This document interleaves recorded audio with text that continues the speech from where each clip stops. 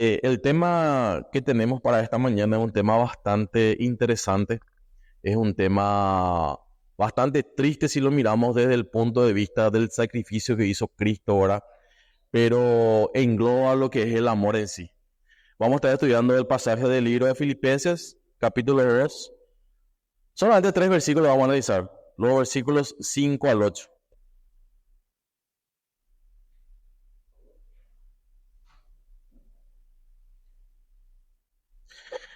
Dice la palabra del Señor en el libro de Filipenses capítulo 2, los versos 5 al 8, mis queridos hermanos, lo siguiente. Haya pues en vosotros este sentir que hubo también en Cristo Jesús, el cual siendo en forma de Dios, no estimó el ser igual a Dios como cosa a que aferrarse, sino que se despojó a sí mismo tomando forma de siervo, hecho semejante a los hombres, y estando en la condición de hombre, se humilló a sí mismo, haciéndose obediente hasta la muerte y muerte de cruz. Vamos a orar, mis hermanos. Señor, Padre amado, estamos aquí delante de tu presencia, Señor. Nos presentamos, Señor, cuál pecadores somos, no merecedores, Señor, de tu misericordia y de tu amor. Más estamos aquí, Señor, para poder escuchar tu palabra y que seas tú el que puedas hablar a través de ella. En el nombre de Jesús, amén. Mi querido hermano, en esta serie de los atributos de Dios que estamos estudiando, hoy vamos a hablar sobre el Dios que se humilla. Y uno se puede poner a pensar y decir, ¿Dios se humilló alguna vez? Sí. Y vamos a ver eso en esta mañana. Antes que nada, mis queridos hermanos, tenemos que entender lo siguiente. El apóstol Pablo le escribe a los hermanos de Filipenses esta carta con un mensaje específico ahora, para que ellos puedan imitar lo que Cristo hizo, gracias hermano, y el sentir que tuvo Cristo para con la humanidad. El libro de Filipenses, mis queridos hermanos, el apóstol Pablo lo escribió en su segundo viaje misionero, aproximadamente en el año 49 después de Jesucristo, ¿verdad? A un grupo de hermanos de una colonia romana con creyentes que en principio eran griegos, ¿verdad? Entonces, para poder entender un poco en el contexto histórico de la carta, ¿verdad? Pero cabe destacar lo siguiente, mis queridos hermanos. Hay una antesala antes de los versículos del 5 al 8, donde el apóstol Pablo les da unas ciertas recomendaciones a los hermanos de la iglesia de Filipos en cómo deberían de comportarse y cómo deberían de ser con los demás hermanos. Voy a leer una partecita de los versículos a partir del verso 2 del capítulo 2. Dice, completad mi gozo siendo lo mismo, teniendo el mismo amor, unánimes, sintiendo en la misma cosa. Nada hagáis por contienda o por vanagloria, antes bien con humildad, estimando cada uno a los demás como superiores a él mismo, no mirando cada uno por lo suyo propio, sino cada cual por el de los otros. El apóstol Pablo, queridos hermanos, cuando escribió esta carta estaba en cautiverio, estaba preso, tenía una prisión domiciliaria, y él habla de cuál es el gozo de que puedan pasar juntos, de que puedan ayudarse mutuamente, y cuán importante es anteceder las necesidades de los demás antes de las nuestras. No significa que nuestras necesidades no son importantes, pero cuán importante es tener en cuenta ese pequeño detalle. Y para eso, a partir del verso 5 en adelante, empieza a describir qué fue lo que hizo Cristo Jesús por nosotros. Muchas veces nosotros podemos pensar, Cristo vino, descendió, cumplió su propósito, murió, resucitó y ascendió. Pero, ¿qué implicó eso? ¿Qué implicó el sentir que tuvo Cristo para con nosotros? Si nosotros queremos reflejar muchas veces nuestra vida y que Cristo sea nuestro ejemplo, realmente nosotros estamos listos, estamos prestos para poder asumir lo que Él asumió, o meramente eso es algo que decimos de la boca para afuera. Entonces vamos a analizar, mis queridos hermanos, estos versículos y vamos a ver 5 pasos rápidamente, 5 pasos hacia la humillación de Cristo y lo que Cristo tuvo que haber pasado. ¿Para qué? Para que vos y yo estemos hoy aquí sentados con esa esperanza viva de salvación y el lugar que Cristo tiene preparado para nosotros. Si analizamos, mi querido hermano, el verso 5 en adelante, dice lo siguiente: haya pues en vosotros este sentir que hubo en Cristo Jesús. Y algo importante que tenemos que tener en cuenta, mi querido hermano, ¿cuál era la mente de Cristo? ¿Qué es algo que le caracterizaba a Cristo? era su humildad. La humildad de Cristo es algo que nosotros, mis queridos hermanos, vamos a desglosar en estos versículos y vamos a poder comprender y entender qué tan humilde era Cristo. Primeramente, la humildad de Cristo tenemos que verlo como un estilo de vida que nos va a llevar directamente al Padre. Primer punto. Pero esta humildad, mis queridos hermanos, conlleva una responsabilidad muy grande. Es imperativo para que nosotros como creyentes entendamos, podamos comprender la elevada posición que estaba Cristo y a dónde Él tuvo que rebajarse. Y esa palabra rebajarse es muy chocante, muy chocante. O sea, nosotros somos menor que Cristo, somos menor de Dios, por eso Cristo tuvo que rebajarse a eso. Sí, somos mucho menor. Dice el libro de 1 Corintios capítulo 8, verso 9, una verdad muy cierta.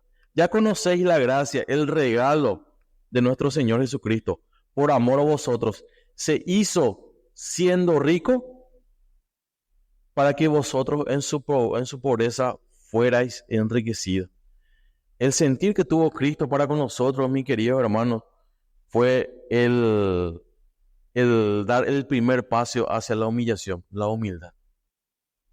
Hay que tener en cuenta que hay una ligera línea de diferencia entre humildad y humillación, mis queridos hermanos. El ser humano por sí solo rara vez se tiende a humillarse para buscar el fin de los demás. Por lo general nosotros nos sentimos humillados en base a las circunstancias y eso es lo que vamos a analizar un poco más adelante. Y aquí viene una declaración muy fuerte, mis queridos hermanos. Nosotros no podemos ser mansos y dóciles por nosotros mismos. Nosotros por nuestra naturaleza no somos capaces de no sentir orgullo. No somos capaces de no poder ofendernos. No somos capaces de evitar que esa ofensa nos haga mal. No somos capaces de poder evitar que esa ofensa afecte a nuestra vida y por ende eso afecta a nuestra salud. Nosotros no somos capaces de eso, mis queridos hermanos. Solamente teniendo esa humildad que tuvo Cristo y tratando de comprender y entender el sentir que Él tuvo para con nosotros, únicamente ahí nosotros vamos a poder comprender y entender esto. Romanos 15:5 dice una verdad bastante interesante. Pero el Dios de la paciencia y de la consolación os dé entre vosotros un mismo sentir en Cristo Jesús. Mi querido hermano, esta declaración de este versículo no solamente es para comprender y entender lo que hizo Cristo, sino conlleva el sentir que tuvo Cristo y ese mismo sentir Él quiere que tengamos los unos con los otros. Y aquí arranca recién el primer paso hacia la humillación de Cristo. El verso 6 dice, el cual siendo forma de Dios, no estimó el ser igual a Dios como cosa a que aferrarse. Si hacemos un poco de memoria, mis queridos hermanos, en el libro de Génesis, el capítulo 3, verso 15, específicamente habla sobre la caída del hombre. Cuando Dios le dice a Eva, y pondré enemistad entre tú y la mujer, entre tu simiente y su simiente, él te herirá en la cabeza y tú le herirás en el calcañar.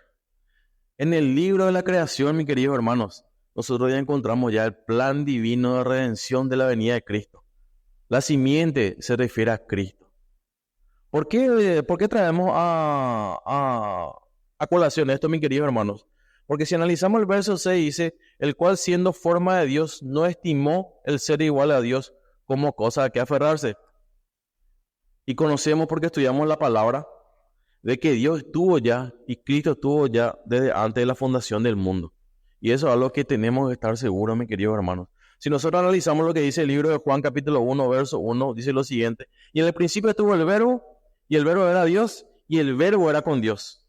En otra traducción, en su Biblia van a encontrar, y en el principio era la palabra, y la palabra era Dios, y la palabra era con Dios. O sea que Dios estuvo ya desde el principio de todo, mis queridos hermanos. Y nosotros nos preguntamos, ¿acaso Él estimó, acaso Él tuvo miedo de dejar su trono? Pero claro que no, mis queridos hermanos. Cristo, mis queridos hermanos, estaba sentado a la diestra de Dios Padre. Él tuvo un temor de perder ese lugar.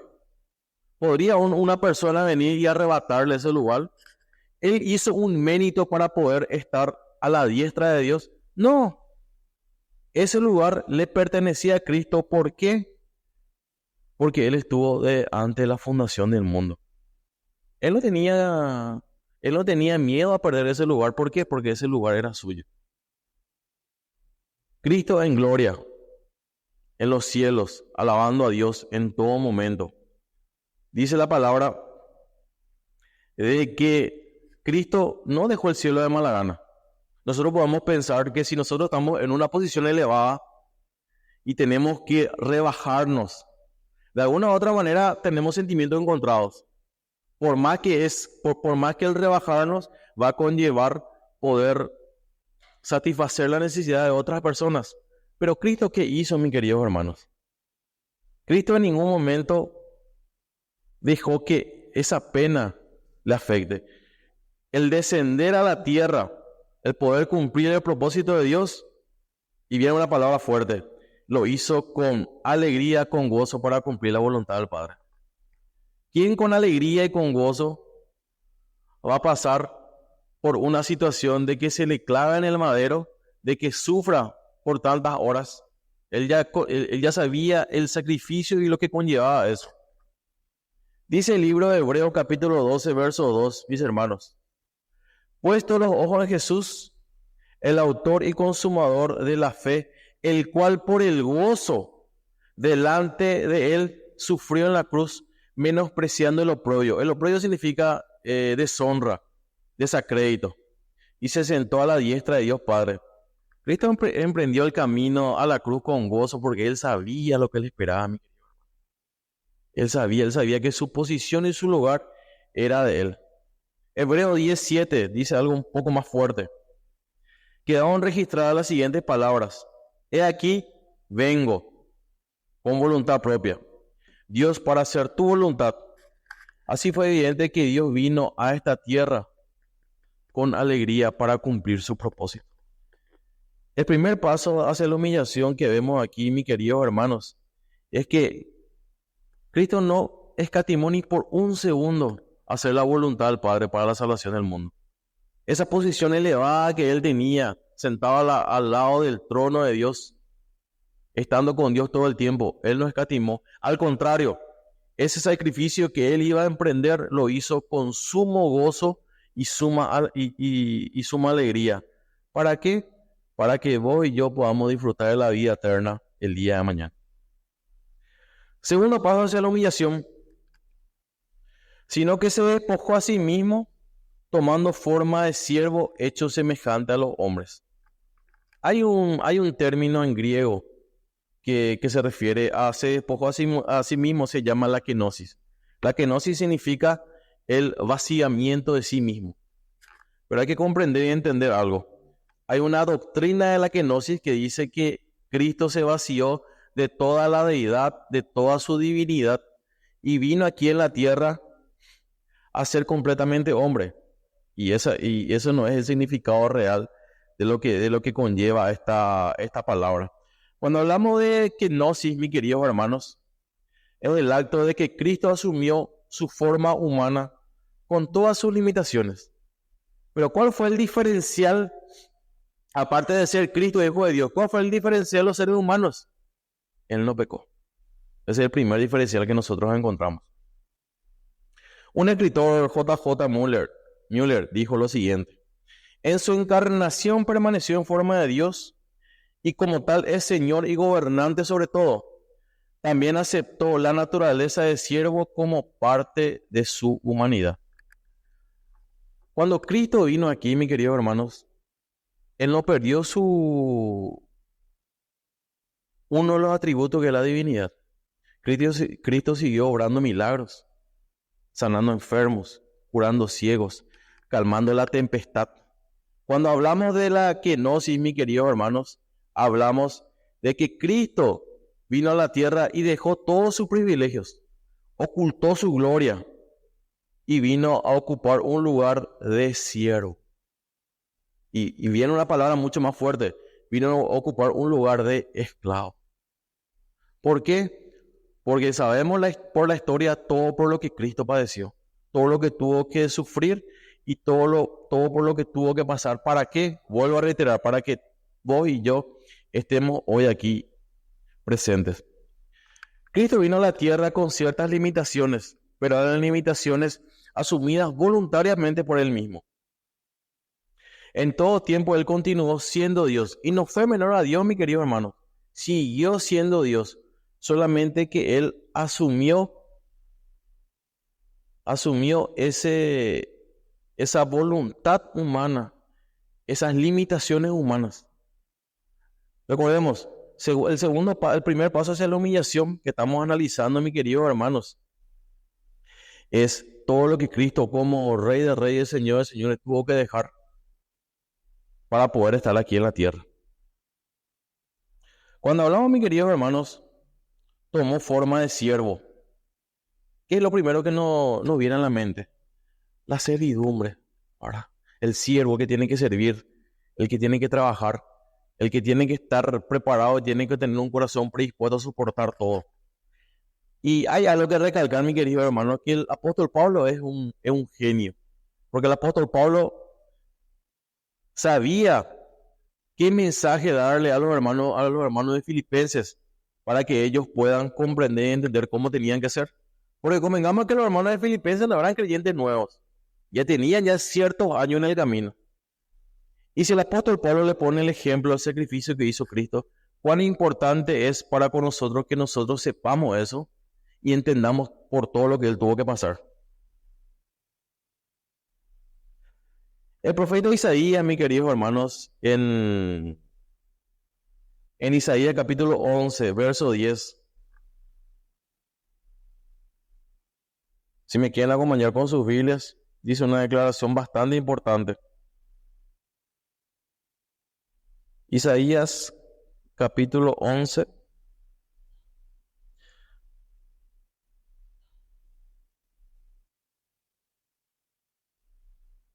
No sé si está ahí arriba. Ahí está, perdón. Acontecerá en aquel tiempo que la raíz de Isaí, la cual estará puesta por pendón a los pueblos, será buscada por las gentes, en su habitación será gloriosa. Cuando el profeta Isaías se está refiriendo a la raíz de Isaí, se está refiriendo a Cristo ahora. Y muchas veces nosotros nos ponemos a pensar, ¿por qué el profeta Isaías no dijo la raíz de David? ¿Por qué dijo la raíz de Isaí? Sabemos que si nosotros vemos en la cronología de Jesucristo, por un lado viene José por una ramificación y por el otro lado viene María. Pero María, ¿qué era? María era una campesina. José era un carpintero. Entonces, mis queridos hermanos, tanto José y María eran personas humildes que llevaban una vida de sacrificio y de trabajo.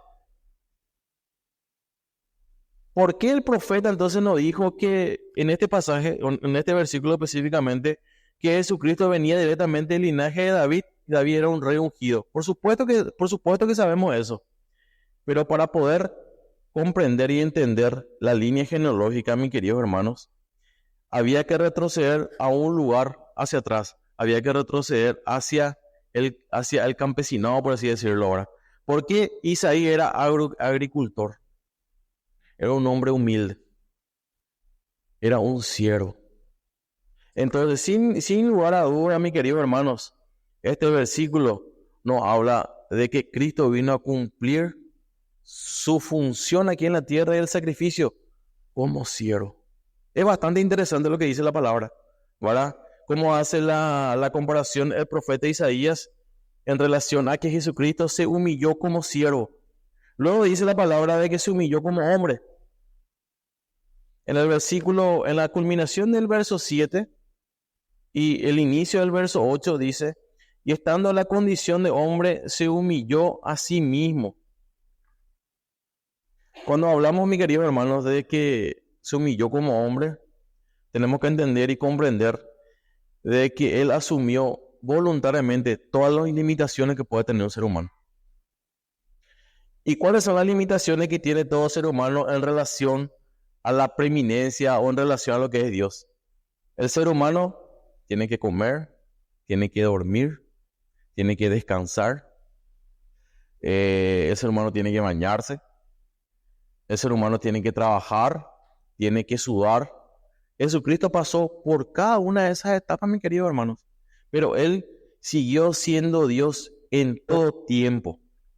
Algo que tenemos que tener en cuenta, mi querido hermano, que la degradación, degradación de un nivel al lado de Dios a volverse siervo es una degradación voluntaria que tuvo Cristo.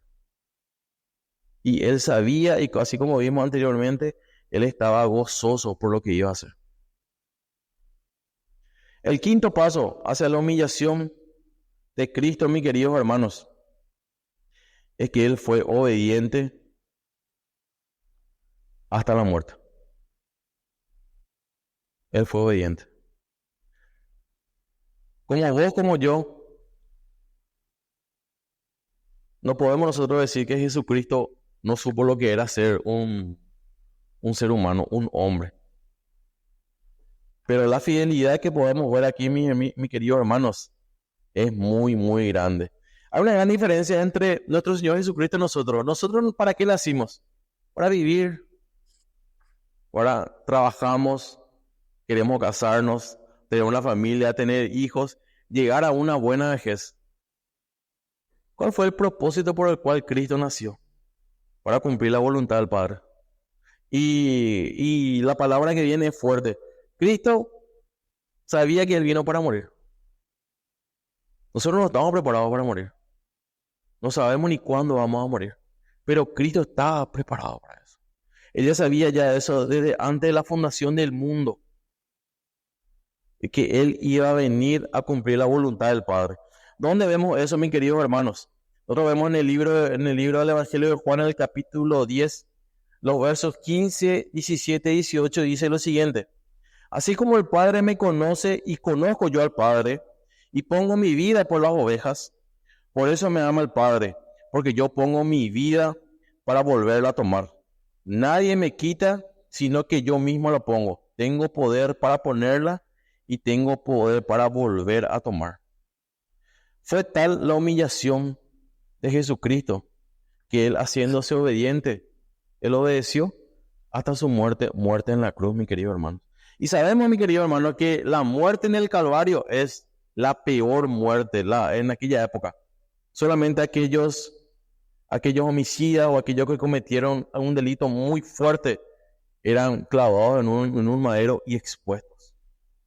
El rey de reyes, señores, señores, el que existió, el alfa y el omega, se degradó tanto ¿para qué? Para que pueda morir en una cruz. ¿Les parece a ustedes justo eso, mis queridos hermanos? Cuando Jesucristo oró en el monte Getsemaní y le dice a Dios, pasa de mí esta copa, y esto ya lo habíamos dicho anteriormente, Cristo sabía perfectamente que en esas horas desde que Él fue clavado en el madero hasta que Él falleció, la ira de Dios iba a estar sobre Él. Toda esa ira que vos y yo deberíamos de tener, todo ese enojo, toda esa molestia, Él cargó sobre sus hombros para que un día podamos tener nosotros acceso al cielo, al Dios Padre, a través de Cristo. Y Él voluntariamente, así como dicen Hebreos, gozosamente miraba a la cruz porque sabía cuál iba a ser su recompensa. ¿Y cuál iba a ser su recompensa?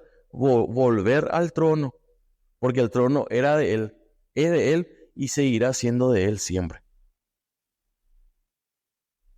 Cristo vino de la gloria más elevada y llegó al lugar más bajo, mis queridos hermanos. El verso 2:4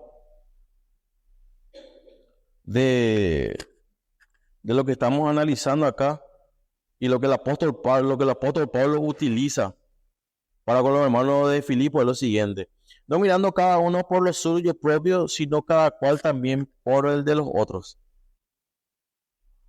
Sabemos, mi querido hermano, que cuando Jesús fue tentado en el desierto, y lo que le dijo a Satanás, ahora parafraseando un poco la palabra ahora, si te tiras de aquí, no dice la palabra que vendrán ángeles, te cubrirán y te agarrarán y evitarán que caigas, ¿verdad? ¿Y qué dijo? ¿Qué dijo Jesús? No tentará al Señor tu Dios. El poder que tenía Cristo, mis queridos hermanos, Él no lo utilizó para su beneficio. ¿Utilizó para qué? Para que la gloria de Dios pueda ser manifestada en cada milagro, en cada tempestad, en cada cambio de vida de las personas a las cuales Él obró. Cuando Él resucitó a Lázaro, cuando Él, cuando Él le dio vista al ciego, esas personas tuvieron un cambio radical de vida, tuvieron un cambio de mentalidad. ¿Por qué? Porque comprendieron y entendieron lo que es el poder de Dios y cómo Dios puede actuar.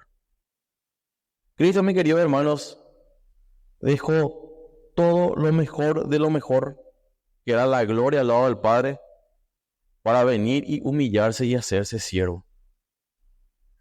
En una de las reuniones que Él tuvo con sus apóstoles, Cristo hizo algo tan ejemplar.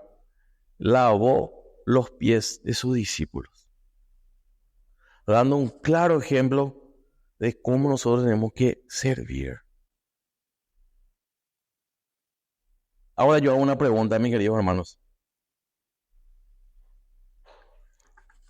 ¿Tenemos nosotros ese mismo sentir que tuvo Cristo?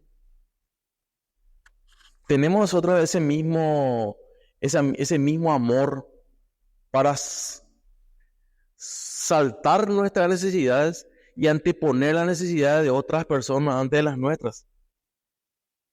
¿Somos capaces nosotros de bajar de nuestro nivel social, cultural, a un nivel mucho más bajo para poder ayudar a otra persona?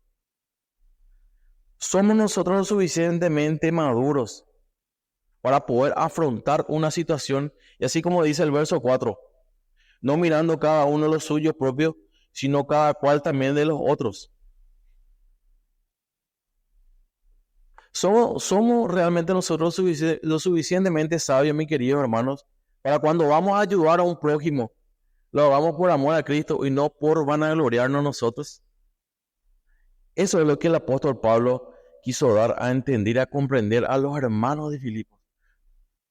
De que el sentir que tuvo Cristo va más allá de nuestras propias necesidades, va más allá de nuestras propias emociones, va por el amor y la ayuda a los demás. El libro de Romanos, mi querido hermano, habla algo muy importante, de que el creyente maduro tiene que comprender y entender el nivel de madurez de su hermano. Y ese nivel de madurez lo tiene que llevar a muchas veces dar un paso atrás, dar un paso a costado, frenar un poco la lengua. Y que esa madurez no te lleve a que porque vos sabes más o conoces más la palabra, hagas caer a tu hermano. Eso es lo que nos está diciendo Cristo acá. Mi querido hermano, debemos de adoptar la mente de Cristo y la forma de pensar que tuvo Cristo. Él no escatimó nada, dejó su gloria, nació en un pesebre. Se dice muchas veces como pirimba cuando se habla de esto, ¿verdad? Fue criado por un carpintero, fue educado por una campesina. A los 12 años se perdió de sus padres. Estuvo 3 años con 12 desconocidos de diferentes preparaciones. Llamó a un abortivo después de que él se fue y fue uno de los más grandes apóstoles y mencionó la palabra. Cuando él bajó de orar del monte de Getsemaní, él ya sabía lo que le esperaba. Y la mayor demostración de lo que Cristo padeció, yo creo que se puede ver en esta película, La Pasión de Cristo ahora. Y ni siquiera se acerca al sacrificio que él hizo. Para que vos y yo estemos hoy acá, sentados. La palabra del Señor, mis queridos hermanos, es como una espada de doble filo que llega hasta lo más profundo del corazón. Y Cristo quiere que hoy puedas tomar esa decisión tan importante. Esa decisión importante que hace el diferencial en este mundo que está tan corrompido, en este mundo que está tan perdido. Es el mismo Dios de Abraham, de Isaac, de Jacob. Es el mismo Dios justo. Pero Cristo tomó esa ira sobre sus hombros para que un día podamos estar con Él en gloria. Dios sigue siendo Dios a pesar de humillarse. Él vino a salvar a la humanidad. Cristo nunca perdió la kenosis. Cristo se despojó de su gloria para que vos y yo podamos ser salvos el día de mañana. La declaración de la mente de Cristo, mi querido hermano, su humildad. Él no escatimó el oprobio. A Él no le importó, mi querido hermano. No le importó sufrir. Dejó de lado ese sufrimiento. El apóstol Pablo hace esta referencia tan importante. ¿Y por qué hace esa referencia tan importante? Y eso lo encontraron en el versículo 1 y 2. Por tanto, si hay una consolación en Cristo, si algún consuelo de amor, si alguna comunión del Espíritu, si algún afecto entrañable, si alguna misericordia, completad mi gozo, sintiendo lo mismo, teniendo el mismo amor, unánimes, sintiendo una misma cosa. Ese es el propósito, mi querido hermano. Eso es lo que Dios nos demanda a nosotros. Que podamos ser unidos. Es complicado, es difícil. Por eso, al empezar, les comenté lo que dice el libro de Salmo. Cuán bueno y delicioso es habitar los hermanos juntos en armonía. Y si no hay una armonía, metamos la espata, como se dice vulgarmente, y solucionemos. Que tengamos el mismo pensar, que tengamos el mismo sentir. Recuerden, mi querido hermano, que Dios demanda calidad de creyentes. Y la calidad de creyentes implica una sumisión a la soberanía de Dios y implica tener el carácter y la mente de Cristo, teniendo un corazón entregado y siendo humilde de corazón. Vamos a orar. Señor, eres grande, Señor, eres digno de suprema alabanza, Padre amado. Hemos leído tu palabra, hemos estudiado tu palabra, Señor, y cuán verdadera es lo que dice, Señor. Dejaste tu trono en gracia, Señor. Te humillaste. Te hiciste siervo, Padre. En tu palabra ya estaba profesada, Señor, de que ibas a venir humildemente. Danos, Señor, ese corazón entregado a ti. Señor, quiebra lo que tengas que quebrar. Rompe lo que tengas que romper, Señor. Pero danos, Señor, ese corazón predispuesto para poder velar por aquel necesitado, para poder velar por mi hermano, para poder, Señor, sobrellevar cada situación, Padre amado.